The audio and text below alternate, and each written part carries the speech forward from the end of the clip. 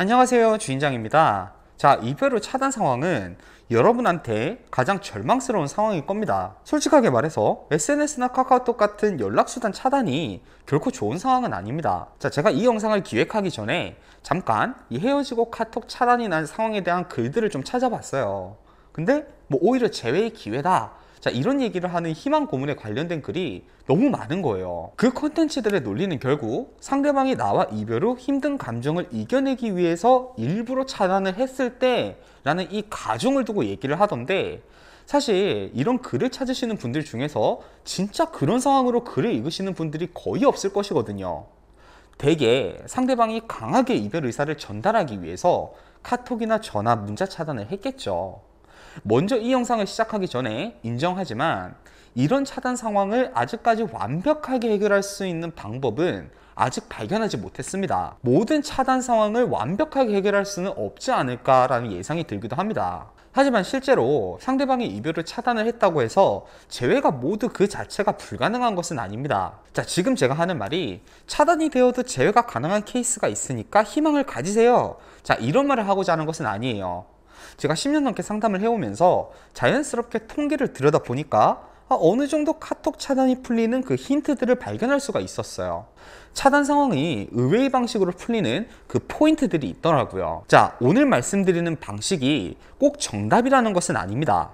다만 실제로 제 상담 내담자들 중에서 적지 않은 수의 내담자분들이 이 방식을 통해서 카톡 차단을 해제시켜 나가고 있으니 여러분에게도 도움이 되시길 바라는 마음으로 오늘 강의를 한번 얘기해 보도록 할게요. 자, 상대방이 카톡을 차단하는 이유는 앞서 말한 것처럼 여러 가지 경우의 수로 해석을 할 수가 있습니다. 첫 번째로 상대방 또한 이별이 참 힘든 입장이라서 자신의 마음을 다잡기 위해서 이 환경을 조성하기 위해서 차단을 하는 경우가 있어요. 두 번째로 이별 후 나에 대한 부정 감정으로 인해서, 즉 악감정으로 인해서 차단하는 경우가 있습니다. 세 번째로는 이별 초기에는 차단을 하지 않았다가 내가 지속적으로 일방적으로 연락을 취하니까 이걸 받아들이기가 힘들어서 상대방이 차단한 경우가 있겠네요. 네 번째로는 이별한 사람과는 모든 관계를 끊어낸다라는 이런 가치관을 가지고 습관적인 차단을 하는 경우가 있습니다. 자, 보통 차단의 경우는요, 이렇게 네 가지 범위로 구분할 수가 있습니다. 자, 우리가 한눈에 보더라도요, 그나마 2, 3번보다는 1번, 4번이 비교적 수월할 거라는 예상이 들죠.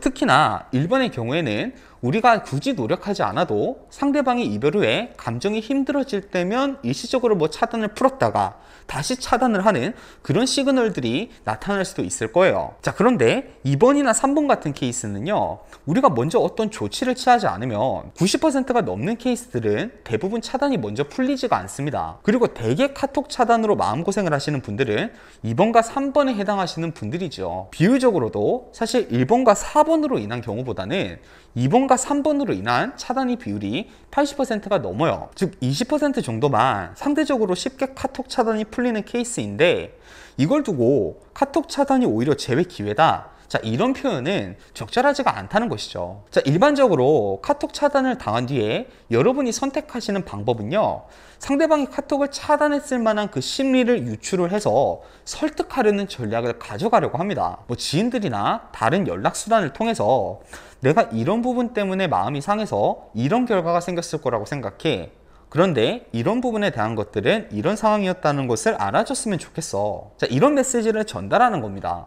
혹은 또 다른 전략으로는 상대방에게 재회를 포기한다는 의사를 전달하고 인간관계를 유지하자는 메시지를 던지는 전략을 취하기도 합니다. 자, 물론 이 두 가지 방법이 잘못된 방법은 아닙니다.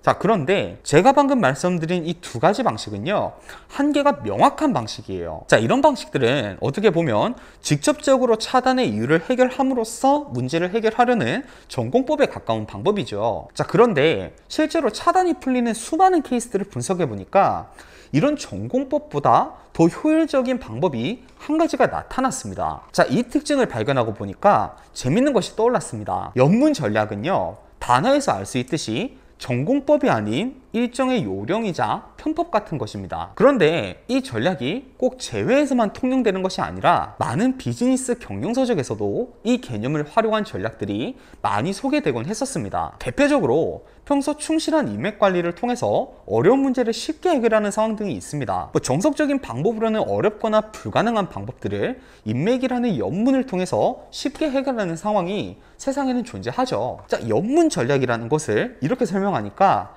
기득권들의 부패 이렇게 느껴지지만 꼭 부정적인 것만은 아니에요. 저는 예전에 서류를 어디 잘못 내서요 문제가 생길 뻔한 적이 있었어요. 이미 제가 제출해버린 서류를 여기서 돌려주지 않아서 큰 곤란을 겪을 뻔한 적이 있는데, 그 당시에 저는 그 서류에 찍힌 도장이 현재 인감증명서 상의 인감이 아닌 것 같다고 말하고 확인을 해보겠다고 한 뒤에 그 자리에서 받아서 찢어버렸습니다. 물론 당시에 그 서류를 담당하시는 분은 기분이 나빠했지만 엄밀히 말해서 제가 불법을 저지른 것은 아니었거든요. 자, 이런 것들이 일종의 연문 전략입니다. 아마 여러분도 살면서 한 번씩 이런 기질을 발휘하는 상황을 겪어보신 적이 있을 거라고 생각합니다. 그런데 지금 우리는 이 차단을 당한 상황에서 전공법만을 고집하고 있지 않은지, 우리의 사고가 거기에 한정되어 있지 않은지를 한번 생각해 보자는 겁니다. 자, 여기까지 제 이야기를 들으셨으면 여러분이 확실한 해결법은 아니더라도 혹시 이런 방법으로 이런 아이디어와 관점이 떠오르신 분들도 있을 거라고 생각해요. 하지만 이 차단 상황을 처음 경험하시는 분들에게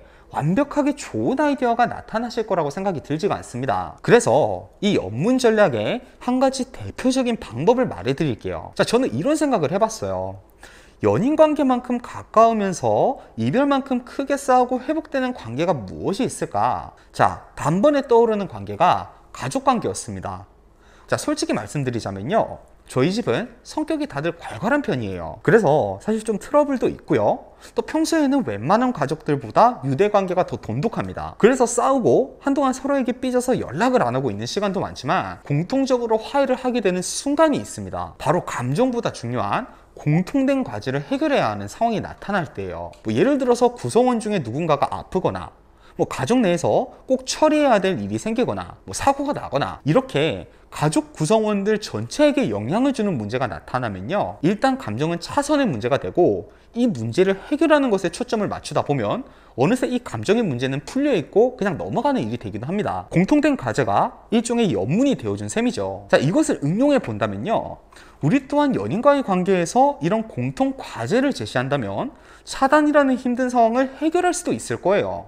자, 여기서 저는요 몇 가지 조건을 정리를 해봤습니다. 첫 번째로, 상대방에게 심각하지 않은 문제는 해당하지 않는다. 두 번째로, 상대방과 나 모두에게 적용되는 지속적인 공통 과제여야 한다. 세 번째로는, 때로는 상대방에게 과장을 조금 해도 괜찮다. 자, 저 또한 되돌아보니까 이 방식을 통해서 차단을 푼 적이 있었습니다. 제가 내담자를 지도하면서 어떤 분이 계셨냐면, 과거 연인이랑 동업을 하신 분이 있었어요. 그래서 그 내담자분이 자기 사업자랑 여자친구분 사업자를 동시에 관리를 했었는데 세무에 관련된 것들을 내담자분이 관리를 하고 있었던 거죠. 그러다가 이별을 하게 되셨고, 어린 연령대였던 여자친구는 사업보다는 자신의 감정에 의해서 남자친구분을 차단하는 상황이 나타났습니다. 그러다가 이거를 담당하던 세무사한테 여자친구가 지금 제대로 해야 될 세금 신고를 제대로 하지 않았다는 얘기를 들었고, 그 문제로 인해서 가산세가 나올 수 있다는 얘기를 듣고 그걸 바탕으로 이분이 여자친구분한테 연락을 취했던 거예요. 그리고 처음 하셨던 말이, 지금 당장 너랑 나랑 어린애들처럼 감정 타령할 여유가 없고 그런 문제는 나중에 해결하고 지금은 너랑 나랑 모두 영향 주는 이 문제부터 해결하자. 자, 이렇게 얘기를 했습니다. 이별 후에 감정적으로 차단을 한 여자친구분의 행동을 어린아이 프레임으로 포지셔닝하고 이 문제를 주도적으로 해결하는 모습을 보여줌으로써 상대적으로 성숙하고 역학적 우위에 있음을 반증한 셈이죠. 그러다 세무 관련 서류들 때문에 만남을 필연적으로 가져가게 됐고요, 그 과정에서 관계가 회복돼서 재회를 했던 그런 기억이 있습니다. 물론 이런 과정이 여러분에게 딱 떠오르지 않을 수도 있습니다. 제가 말씀드렸다시피 오늘 영상은 여러분이 바로 인스턴트적으로 사용하실 수 있는 방법을 말씀드리기는 어렵습니다. 아직 미완성된 이론이라고 생각해요. 하지만 현재로서 전공법을 제외하고요. 이것보다 쉽게 차단을 푸는 방법을 2023년 현재까지는 아직까지는 저는 잘 모르겠습니다. 그래서 제가 조금 더 요령을 알려드리자면요. 이 방법은 실제로 여러분이 어떤 문제를 겪는 것이 핵심은 아니라고 생각합니다. 여기서 우리가 얻을 이익의 핵심은요. 상대방의 차단을 풀어내고 상대방과 교류를 이어갈 그 시간을 확보하는 것이 목적인 셈이죠. 그러기 위해서 어느 정도 상대방한테 지금 상황을 좀 더 과장해서 위압감을 느끼게 만들어도 효과적일 거라고 생각합니다. 다시 한번 강조하지만요. 오늘 방식은 어느 정도 위험도가 있는 방법론이에요. 실제로 제가 내담자분들을 지도를 할 때도 여러 가지 상황을 종합적으로 고려해서 굉장히 신중하게 사용하는 방법이 바로 오늘 설명해드린 연문 전략이에요. 자, 오늘 강의 여기까지 하도록 하고요. 저는 주인장이었습니다. 자, 여러분 오늘도 행복한 하루 하세요.